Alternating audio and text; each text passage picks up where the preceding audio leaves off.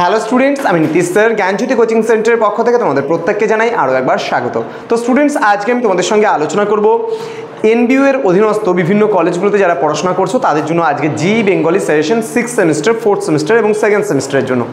যে সমস্ত ছাত্রছাত্রীরা 2nd সেমিস্টারের অনার্সের ব্যাক পেপার পেয়ে আছো জি বেঙ্গলিতে তাদের জন্য, যারা 4th সেমিস্টারে জি বেঙ্গলি রেখেছো অনার্সের স্টুডেন্টরা ব্যাক পেয়েছো তাদের জন্য, এবং যারা এই বছর পাস কোর্সে পড়াশোনা করছো যারা রেগুলারে রয়েছে তাদের জন্য ক্লাসটি, এবং ব্যাক যারা পেয়েছো তাদের জন্য কিন্তু আজকের এই ক্লাসটি। তোমাদের আজকে আলোচনার বিষয় শব্দালঙ্কার বলতে কি বোঝো, এই বিষয়টা নিয়ে কিন্তু আলোচনা করব। ক্লাসটি শুরু করার পূর্বে তোমাদেরকে বলে রাখি, যারা এখনও আমাদের চ্যানেলটিকে সাবস্ক্রাইব করোনি তারা অবশ্যই চ্যানেলটিকে সাবস্ক্রাইব করে পাশে থাকা বেল আইকন অল প্রেস করে দাও, যাতে নেক্সট টাইম থেকে কোনো ভিডিও আপলোড করলে তার নোটিফিকেশনটা তুমি সবার আগে পেতে পারো। এছাড়া অনলাইনে তোমরা যারা ভাবছো আমাদের থেকে নোটস নেবে তারা সময় নষ্ট না করে যোগাযোগ করো আমাদের অফিসিয়াল নাম্বার 7076398606 নাম্বারে, অথবা 6295916282 নাম্বারে।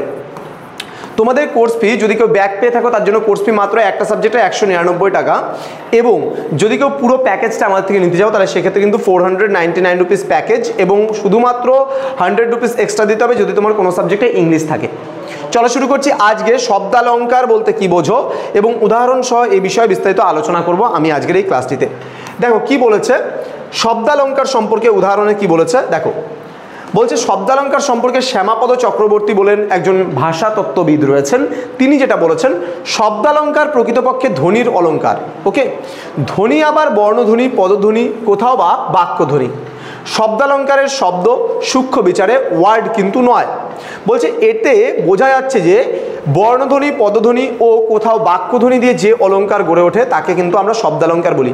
আবারও বলছি, কি বলছি, বর্ণধ্বনি, পদধ্বনি এবং বাক্যধ্বনি, বর্ণধ্বনি, পদধ্বনি এবং বাক্যধ্বনি দিয়ে যে অলঙ্কার গড়ে ওঠে বা অলঙ্কার সৃষ্টি হয় তাকে আমরা বলি শব্দালঙ্কার। তাহলে এখানে তোমাকে তিনটা শব্দ মনে রাখতে হচ্ছে, একটা হচ্ছে বর্ণধ্বনি, একটা হচ্ছে পদধ্বনি এবং একটা হচ্ছে বাক্যধ্বনি। এই তিনটা ধ্বনির মিশ্রণের ফলে বা সংযোগের ফলে যে অলঙ্কারের সৃষ্টি হয় তাকে কিন্তু আমরা শব্দালঙ্কার বলছি। এখানে যেমন কি বলেছে, বলছে কুলায়, কাপিছে, কাতর, কপত। অর্থাৎ রবীন্দ্রনাথের এই যে কবিতাংশটি রয়েছে এখানে ক ধ্বনিটি কিন্তু 4 বার আবৃত হয়েছে, অর্থাৎ বর্ণধ্বনির সাহায্যে অলঙ্কারের সৃষ্টি হয়েছে। অর্থাৎ দেখো ক, এখানে কুলায় ক আছে, কাপিছে ক আছে, কাতারে ক আছে, কপতে ক আছে। তার মানে এই যে ক ধ্বনিটা আছে বারবার করে কিন্তু ধ্বনি মাধুর্যের সৃষ্টি করেছে। এটা বারবার উচ্চারিত হয়ে যে ধ্বনি মাধুর্যের সৃষ্টি করেছে তাকে কিন্তু আমরা কি বলছি, শব্দালঙ্কার বলছি। আচ্ছা, এইবার শব্দালঙ্কার কয় প্রকার ও কি কি আমরা একটু জেনে নেব। দেখো এখানে কি বলেছে, শব্দালঙ্কার মূলত 5 প্রকারের হয়ে থাকে, তাদের আবার উপবিভাগও রয়েছে। একটি চার্টের সাহায্যে বিষয়টি দেখানো যেতে পারে এবং তোমাদের এই চার্টের মাধ্যমে বিষয়টা আমি দেখিয়ে দিচ্ছি। দেখো শব্দালঙ্কার, ওকে, এখানে শব্দালঙ্কার রয়েছে। শব্দালঙ্কারকে মূলত আমরা 5 ভাগে ভাগ করি। কি কি? অনুপ্রাস রয়েছে, শব্দশ্লেষ রয়েছে, পুনরুক্ত বধাভাস রয়েছে, যমক রয়েছে এবং বক্রোক্তি রয়েছে। এবার অনুপ্রাস অলঙ্কারকে আবার কিন্তু 5টা ভাগে ভাগ করা হয়েছে। শ্রুত্যানুপ্রাস, অন্তানুপ্রাস, বৃত্তানুপ্রাস, ছ্যাকানুপ্রাস, লাটানুপ্রাস। শব্দশ্লেষকে বা শ্লেষ অলঙ্কারকে আমরা 2 ভাগে ভাগ করতে পারি, একটা সভঙ্গ শ্লেষ এবং একটা অভঙ্গ শ্লেষ। পুনরুক্ত বধাভাস একটাই, এর কোনো পার্ট নেই, এবং যমক অলঙ্কারেরও কিন্তু আমরা 4টা পার্ট দেখছি এখানে, আদ্যযমক, মধ্যযমক, অন্তযমক এবং সর্বযমক। এবং বক্রোক্তি অলঙ্কারেরও কিন্তু এখানে 2টো পার্ট রয়েছে, শ্লেষ বক্রোক্তি এবং কাকু বক্রোক্তি। ওকে, তো এই বিষয়ে আমরা আগামীতে ক্লাস নেব, আরও ক্লাস নিয়ে আসবো, প্রতিটা অলঙ্কার সম্পর্কে আলোচনা হবে তোমাদের সঙ্গে।